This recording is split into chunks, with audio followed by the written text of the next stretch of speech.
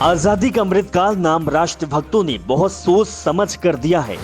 देश जैसे जैसे आजादी के अमृतकाल में डूबता जाएगा, यानी आजादी को अग्निवीर बनाया जाएगा, वैसे वैसे अंग्रेजी राज वापस आएगा।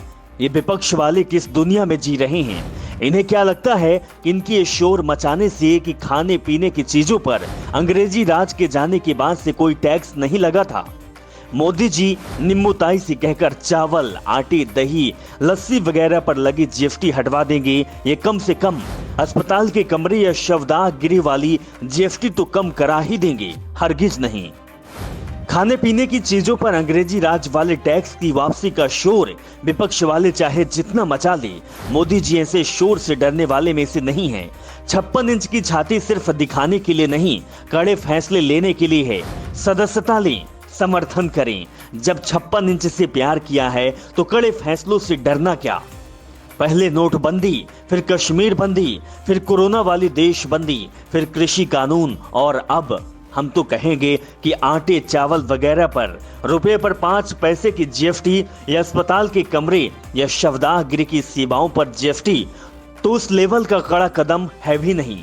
मोदी जी को कोई सचमुच का कड़ा कदम सोचना पड़ेगा, वह भी जल्दी ही। पब्लिक की झेलने की प्रैक्टिस बनी रहनी चाहिए।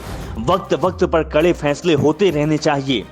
प्रैक्टिस छूट जाए तो पब्लिक की आदत बिगड़ जाती है और मामूली कदम पर भी कड़ा कड़ा का शोर मचाने लगती है।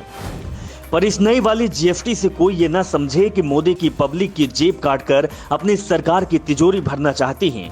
दुनिया के सबसे लोकप्रिय नेता के बारे में ऐसा सोचना भी गुनाह है। मोदी जी की ऐसी नीयत हरगिज नहीं है, बल्कि मोदी जी की निगाह जीएसटी के पैसे पर तो है ही नहीं। हाँ, निम्बूताई की बात ही सही होगी कि उन लोगों की निगाह तो करों की चोरी पर है। आटे चावल के छोटे पैकेट पर टैक्स नहीं था तो जीएसटी की बहुत चोरी हो रही थी। अब सब पर टैक्स लग गया, यानी बिना टैक्स की सलामी के निकलने का, यानी चोरी का रास्ता ही बंद हो गया। लॉजिक अगर आसानी से समझ में नहीं आए, तब भी विरोधियों को यह कहकर कम से कम मोदी जी की सरकार की नीयत पर सवाल नहीं उठाना चाहिए कि वह पब्लिक की जेब काटकर अपनी तिजोरी भर रही है। रुपयों में 5 पैसे और सरकार की तिजोरी कुछ भी। 5 पैसे से तो अडानी जी की मुंबई हवाई अड्डे की खरीद का भी पड़ता नहीं पड़ेगा। सोचने की बात है कि बिल गेट्स को हटाकर अडानी जी को दुनिया के चौथे सबसे अमीर के आसन पर बैठाने वाले क्या इंडियन पब्लिक की जेब की चिल्लर पर नजर रखेंगे? हम दो हमारे दो के रिश्ते को रेबड़िया बांटने के मामले से मिलाने की गलती कोई ना करें। अनुपात की भी कोई चीज होती है, कहाँ कंकड़ और कहाँ पहाड़। हर बांटी जाने वाली चीज रेवड़ी नहीं होती है। कहाँ 5 किलो अनाज का पीएम की तस्वीर वाला थैला, और कहाँ हवाई अड्डे से लेकर खान और जंगल तक अदृश्य पैकिंग में। राम राज्य लाने वाले ऐसी तुच्छ चिंताओं से फैसले नहीं लेते हैं।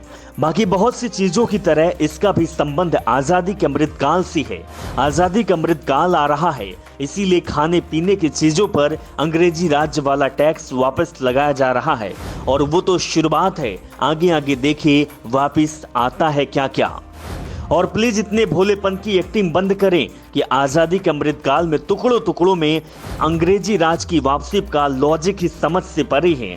बात एकदम सिंपल है। भारतीय परंपरा में जीवन को 4 अवस्थाओं या आश्रमों में बांटकर देखा जाता है।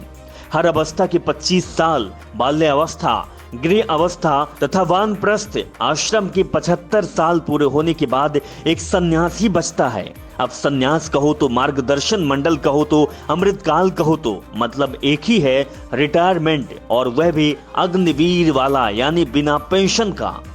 आजादी का अमृतकाल नाम राष्ट्रभक्तों ने बहुत सोच समझ कर दिया है।